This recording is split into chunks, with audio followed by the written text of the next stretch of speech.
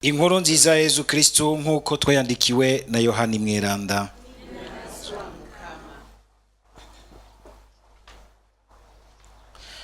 Muri ijya minsi abayahudi babwiye Yezu bati, ikimenyetso ukoze none ni kihe ngo tubone duheze tukwemere? Uza gukora iki? Basokuru bacu barariye mana mu gahinga, nk'uko vyanditswe ngo yarabagaburiye umukate wo mwijuru.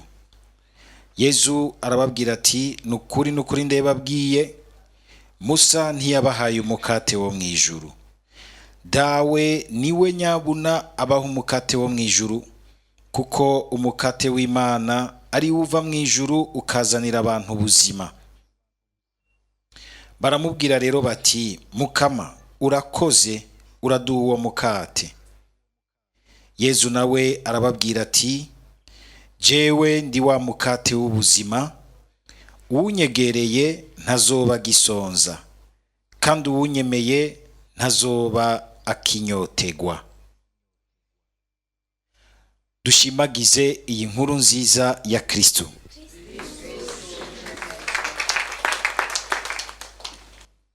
Hari inema abakristo bijukiye gusaba gose, nubwo atabisabisho mpora mbona biza kenshi kuri aratari bivuga gutyo, mugabo kaza wumva mu majambo yabo, mu byo bipfurizanya, ngo inema yo gupfa neza, inema yo gupfa neza. Muca mukoresha y'amajambo yose tuza turatira mu baprotestanti batira cane cane mu Kinyarwanda ngo iherezo ryiza, iherezo ryiza. Kubera iki tutovuga umusozo mwiza, gusozera neza? Mugana ryo nyene bivuga bimwe. Nagomba iri jambo ry'Imana ryo mu gisomwa ca mbere ritwereka ingene Stefano yahejeje ubuzima bwiwe, ritwigishe iryo herezo ryiza iryo ari ryo. Stefano nk'uko twabizirikanye ubuheruka bwa mbere, nuko yari umudiyakoni, umuntu yatorewe gusukurira abandi muri vya bikorwa vy'urukundo twita vya Caritas. Urukundo atari rumwe rwo mu majambo, rumwe usanga umenga duhereza ku kuririmba, ariko rimwe kuzuyemwo no kwikwegera ko n'ivy'akaryohera mubiri, atari rwa rukundo rwa romantisme, rumwe mu rungikiranira ibitima bidida bitukura kuri WhatsApp, ariko ahubwo ari urukundo ruriko ruritanga rugakora, rugomba ko abantu boshikira urugero rwiza rw'ubuzima bwiza, umuntu wese agashobora gushikira igihagararo ciza kimuhesha iteka ry'umwana w'Imana imbere y'ubu buzima n'imbere y'Imana. Aho niho hari urukundo. Nituze turagugaranira muri ivyo bintu uyu munsi mbere bishobora kuboreza n'abantu, vyuzuye kuri ayo ma réseaux sociaux, vyuzuye muri ivyo bintu vya Facebook, vya WhatsApp na WhatsApp nako nyene, canke YouTube. Mbere uyu munsi n'ikintu ciza yewe abantu bashaka basabone Mukama, akaba n'umuntu afise ikintu ciza c'Imana, agomba yuko abantu n'imiburiburi bagikora ko bakacugurura, agishira ku isanamu y'abantu bariko barasomana, aho ari siri yuko abantu bose bazovyugurura. Canke ikindi kintu ca skandale, ngo karabaye ngo aramenye ryabanga, ibintu nyene tuzi neza bikunze guca bikabura abantu, agaca aja kuraba ati ivyo bintu ni biki. Ugasanga rero basigaye babikoresha, ugasanga abantu dushaka guhakwa kugaranira urukundo gusa mu bintu vy'ibishobisho, nivyo rurafise ivyo vyose, mugabo urugumye ngaho ntiruba rukirigwo, ntiruba rucuzuye, ruratakara. Ngira ngo mwarumvise na Yezu ariko arayagisha Petero kuri uyu musi w'Imana, nuko mu majambo dukoresha y'ikirundi yose avuga ko ari urukundo, mugabo mu majambo burya twumvise Petero nako Yezu ariko araganirizamwo Petero ku musi w'Imana, arabanza akamubwira ati ngo mbe urankunda, akoresheje imvugo y'urukundo ruhanitse, urukundo bita agape. Muramwumva ijambo bita les agapes fraternelles. Iyo bavuze les agapes fraternelles abantu babona ahantu hari ikimeza cyuzuye ubwoko bwose bw'indya ziryoshe n'icupa baza gusangira. Mugabo ubwa mbere na mbere si ivyo, n'urukundo ruhanitse rw'urusesekaye rw'umuntu mbere yiteguriye kwitangira uwundi muneza, kwitangira uwundi mbere binakenewe akanamupfira. Yezu akava kuri urwo rugero akaganiriza Petero ku rundi rugero rw'urukundo bita fileo, uru rukundo rw'abantu b'abagenzi basangira utuna turiya, mugabo rudashika ku rugero rwaho umwe yo kumva ati bikenewe no kwitanga mu kibanza cyawe kugira ngo ndakurokorera ubuzima. Yezu ukabona umenga ariko arashikira Petero mu rukundo rukenya afise rw'umuntu w'amagara make, arumusaba kugira ngo arumuhaye aruhindure urukundo rusesekaye. Nihajya acamubwira ati hazoza igihe uwundi agukenyeze agutwara aho udashaka, amuburira ingene azopfa, ngo ashikire urwo rukundo, urwo rugero rw'urukundo rero bita agape, urukundo rusesekaye rw'umuntu ashobora guhebera ubuzima bwiwe ikintu gikomeye kandi kigaca cugurura inzira y'ubukiriro ku bandi. Mwumvise ingene Stefano nawe nyene arageze kuri urwo rugero rw'urukundo rwaho yemera kwitangira, kwitangira izina rya Yezu n'inkuru nziza yiwe, hakubihemukira agatanga ukuri kwayo kose atana umutima mubi urimwo, niko akanakoresha imvugo y'amajambo akaze akangura, atariko mugabo atariko ari mwizigo. Umuvyeyi arakarira agakangira umwana wiwe ariko atanzigo nimwe irimwe, ahubwo harimo urukundo rukomeye. Umuntu akunda ni yamari shushu rimemehorao, nimwe aragira ati hoki shakuru, akamucisha kurushi, mbere imwe nimugashobora no kumuha urushi rwa recto verso kugira ngo akanguke. Kakangi mufise nk'aya majambo, aya majambo Stefano ariko arabwira aba bantu barimwe abantu bakomeye, abantu b'abakuru b'idini, abantu bakaze kandi barunguriwe, bagomba kumurya mubisi, mugabo ntatinye kubabwiza ukuri. Mufise ngene ababwira ati namwe mw'abantu b'ibigaba, mwebwe ntagenyegwa mu mitima no mu matwi, mwamye mugwanya mutima mutagatifu, uko basokuru banyu bari bameze niko mumeze namwe, muguma mu repeta les mêmes bassesses, les mêmes amabi yabo mwitwaje Imana. Akababwiza ukuri ngo mbe hari umuhanuzi n'umwe baso batimvye no mu mizi, namwe muriko murabiga. Mbere bishe abari baje kubabwira ko ya ntungane nyayo iri mu kuza. Ushima ko atamutima mu burimwo, ahubwo ari kugira ngo akangure abo bantu menga umutima waradadaraye, warapfiriye aho bokiriye, wapfiriye mu vy'Imana. Rimwe rimwe hari igihe umuntu ubona umenga ariko arapfira mu vy'Imana, ukumva birakomeretsa, ukumva wo mukangira ukamubwira uti attention, urageze ahantu habi ku buryo n'ivyo gukijije ntibizosubira kuronka aho bicana. Ni nk'umuntu muri mwebwe mwamamaje mu misa ngaha mukora ubutumwa ku radio, usanga waruzuye inzigo y'amacakubiri, Imana ikabura hica.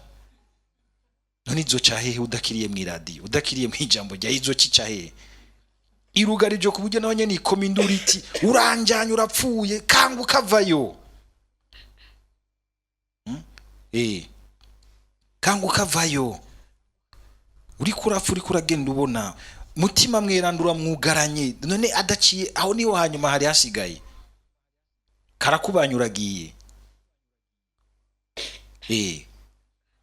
Ugasanga uri kurica ubuzima bwawe cyangwa ukica n'ubuzima bw'abandi benshi, kandi wumva uti ndiko ndabibamwo mu by'Imana.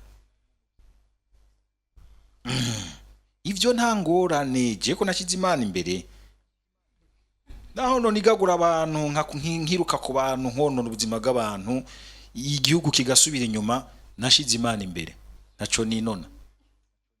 Ntumva kuri kurapfira. Ejo bundi umupati yatugije ati muragaba uyu n'umutego mwitayemwe muraraba neza, kuko wemeye kwegukira Imana, gushira Imana imbere. Wemeye ko ari ibintu ugiye guhindura. Ugiye guhindura, ugiye gutegerezwa kwemera ugakora ko, ukemera ukabara mugabo ukagira uti koko by'ukuri Imana ishika imbere mu bintu, ntituyihendeshe kwigumiza imbere mu matext no mu maprotokole, ariko mu mutima itariyo, no mu nyama zacu itarimwo, gushika naho yemera kwigira inyama turya ikaduha umubiri wayo kugira ngo irabe yuko yoshika hari indani, ariko urashobora kuyugariza. Kayugariza n'ivy'Imana, urashobora kuyugariza n'ubupatiri bwawe, urashobora kuyugariza na voile yawe, urashobora kuyugariza na korale yawe, urashobora kuyugariza hamwe. Imana igira iti none azokirira he?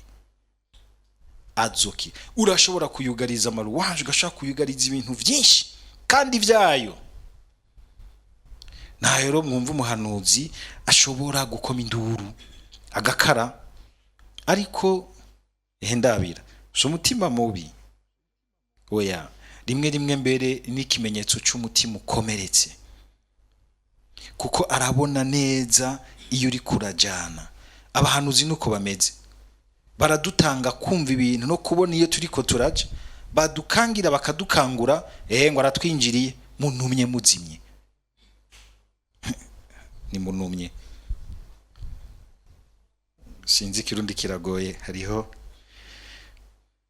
nimvuze ngo muzimye cyane, ibuka umupatiri w'umuzungu w'umissionari ariko arasoma imisa, abana bakaguma barira mu isengero, hakubwira abavyeyi ati numye abana banyu, agati ngo nimuzimye abana banyu kujya bazimye radio. Abantu bagomba kuzimya abandi kuko bariko bumva hakiri kare.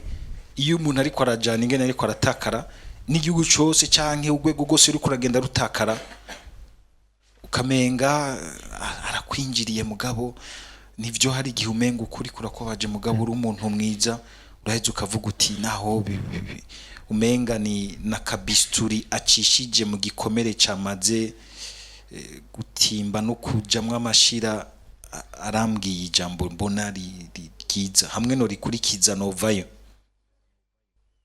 Mushima ko atari umutima mubi, mwumva ingene apfa. Mukama Yesu akira umutima wanje.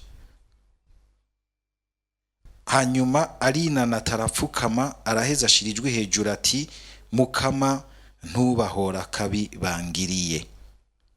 Urumva ko kana cyukitura yuko ugukara kose, gukoresha imvugo ntibyamari bibi. Hariho ibirimwo urukundo, mugabo n'ibindi usanga birimwo ugwankusha ari n'inzigo. Uyu bica biboneka yuko atabirimwo, atagwanko n'ishari, arimwo umutima w'Imana. Agabasabira imbabazi imbere y'Imana. Ntubahora kabibangiriye, urabagirira ikigongo. Hari abandi bupfa bagira bati ivyo bivagunda umukama birankuyeho. Basha ntibize bigutarukane n'umutaru, ugumu bitega bipfire hejuru mbere yebanze bikome, imbere yuko biza kurya umuriro udahera, ugapfutukira ugapfutukana ugapfa. Uyu nawe afanya umutima mwiza, aratwikirije ikigongwe, ubuzima bwose avuyemwo abuhereye kubabwo bariko barazimira bahakwa gutakara. Kandi aya majambo kumbure uwo mubona muri ico gihe yogira ati ariko avuga ibintu mbere y'abantu bariko baramwica. Kumwe twese tugira tuti akanari ntago yikigongo umuntu atakigusavye womenga uri kura mwisemba. oya harimo ibanga ry'Imana. Ni kubera mu kumuha ikigongwe burya ni ikimenyetso cya mbere cy'uko udashaka ko ikiba ariko arakugirira cinjira iwawe ngo kikugire mubi, urekure ibibi, uruke ibibi. Ni uburyo bwo kwikingira kugira ngo iwawe hagume neza, hagume neza naho ububabaye, naho umutima wawe uba uri kurarira, uba uri kurasesa amaraso, quand le cœur saigne. Kandi ushima rero hari akantu ngaha Luka ciyongeramwo ngo Sawuli arashima cyane kuko bari bakuyeho Stefano, mugabo aya maraso ya Stefano niyo yahavuye aza agakora kumwe n'iki gisabisho ciwe yabasabiyemo ikigongwe. Uwari Sawuli umunsi uri izina arahinduka Pawulo. Iki gisabisho Yezu yaracitavye wa munsi Sawuli agiye n'ubundi kubandanya yiruka kuba Kristo, azabona huye na Yezu. Nta kigongwe na kimwe uzotanga mu rukundo gipfusa, impera n'imperuka hari uwo gikiza. Nta kubabara kwawe uzokwakiramwo Yezu Kristo ngo gupfa ubusa. Kubu kubabara nogira nti uku kubabara kwa Stefano koko ni kweranda, mugabo hariho n'abababara ari ingaruka mbere harimo n'uburyo bwo kumenga ariko arishura amabi yakoze. Biradushikira tukababara kubera amabi twakoze. Naranyoye inzoga nyinshi, umushishito uranka,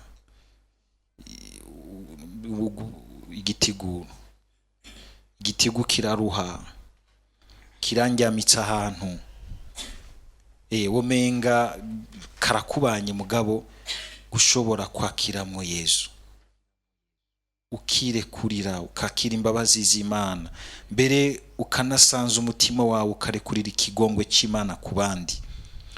Ubwo nibwo buryo bwo kwakira Yezu mu bare bwawe, ugasigara wakira ibyo uri kurabamwo nko kwifatanya na Yezu, ukazura cira umugana abandi bakibasha ati ntimwica amagara yanyu, jewe ukumeze ukababera intahe mu bundi buryo, ndababera ikimenyetso kugira ngo ntimuze muce ngaha. Harababaza, warariye inyama nyinshi gushikaho zishika no hariya mu birenge ikigute kiratonda, ukagenda nk'urwaye amavunja bikanka, uraryamitswe n'ikigwara kidakira. Ni ukuvuga Yezu yaremeye kwishushanya n'ububabare bw'abantu kugira ngo abamenye kubwakira, bakanka yuko shetani butekeramwo ugwanko, ishari n'inzigo vyo gutukira abandi, ahubwo bakabwakiramwo Yezu, bagahezagira, bagatanga imbabazi, bakirekurira, bakiyakira mu Mana. Bose Yezu mu gupfa kwiwe yarabugururiye inema yo gupfa neza.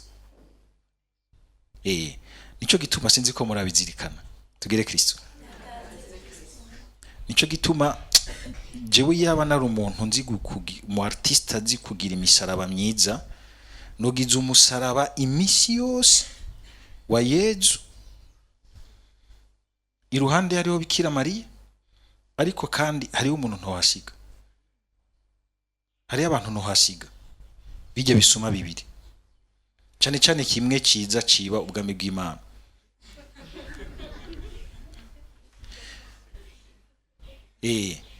Yezu ingene apfa akikujwe na nyina ari mweranda, niwa mujabutsa mu kubona Imana, ariko ntiyemere yuko ahari ko arapfira ko haguma umweranda, akemera ko hajamwo igisuma rurombo,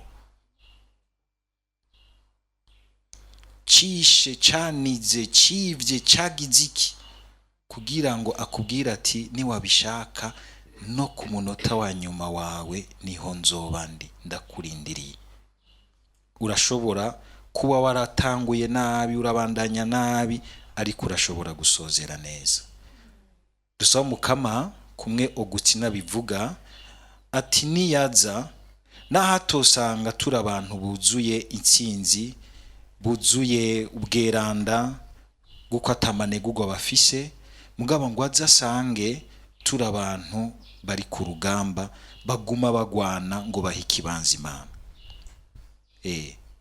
Natasanga uri victorieux, mugabo azasange ukiri umugwanyi, pana wasende DFDD gusa, umugwanyi, umukombata w'Imana, umuntu agwana akanka ko akabi kamwiyemeza ko kamuherana, akagwa vyuka agira ati oya, gushika ku musozo wa nyuma ukaguma ukunda ko Yezu afata intsinzi ya nyuma kuri wowe. Kagwa mugabo kavyuka agira uti oya, wakibiwe, sinzokwemera yuko nzinga umperane. Mpamagaira patiri, mpamagaira pastori ni hana. Mwari muzi ko bajya bahamagara patiri atabagiragwa n'intambara ya nyuma. Jo bone narahuye n'umuntu nagiye guhisha Sakramente, umuntu yarandyoheye gose. Nari nzi ko ngiye kuremesha umuntu, mugabo nije Natasha ndemeshejwe. Papa yabayeho neza, kandi urabona burya kandi umuntu apfuko yabayeho. Mugabo umupapa mwiza yakoze ibyiza byinshi kandi yakijije abantu mu bihe by'amagume. Hari ibintu dukora bikaduherekeza gushika ku buriri bwacu. Yakijije abantu, yatabaye abantu, akagwara akamererwa nabi, n'abana be bakibaza batagira tahe, akabona aragarutse. Baze kumamagara ambwira ati pati nguje kumufasha, ngira ngo hari ibintu ataratunganya. Kajena twaganira nkumva umenga ahubwo ni watunganye. Cyana ngura kumubwira nti rero twumvikane, ngenda je gufasha witunganye ubya nyuma, mugabo niwa ntanga hari yunze umbwirira umukama ibi nibi ngo pati nzo bivuga. Muga yarayagarutse, yari itahiye bari muhira.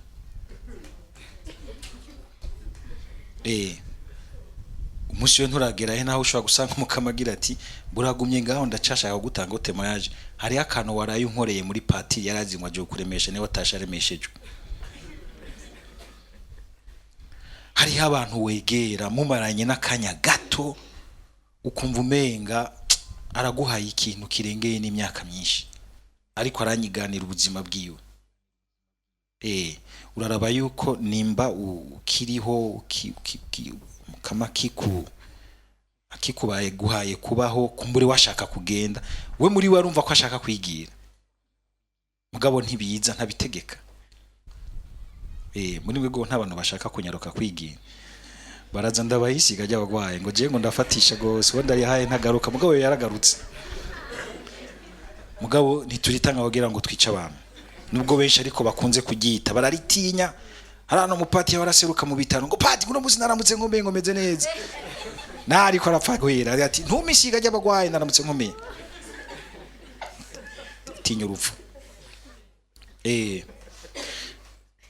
Dusoma kama kugira ngo natwe kujyana ariko ndabivuga, twese ntitwama umenga twaciye mu buzima bumwe bugororotse bwa ntamakemwa, ariko benaba nk'aba Stefano batwumvisha ingene bapfa baheje neza, kuko bamenye kwakira vyose muri Yezu, akabihindura akabagira ishikanwa ryiza rishasha.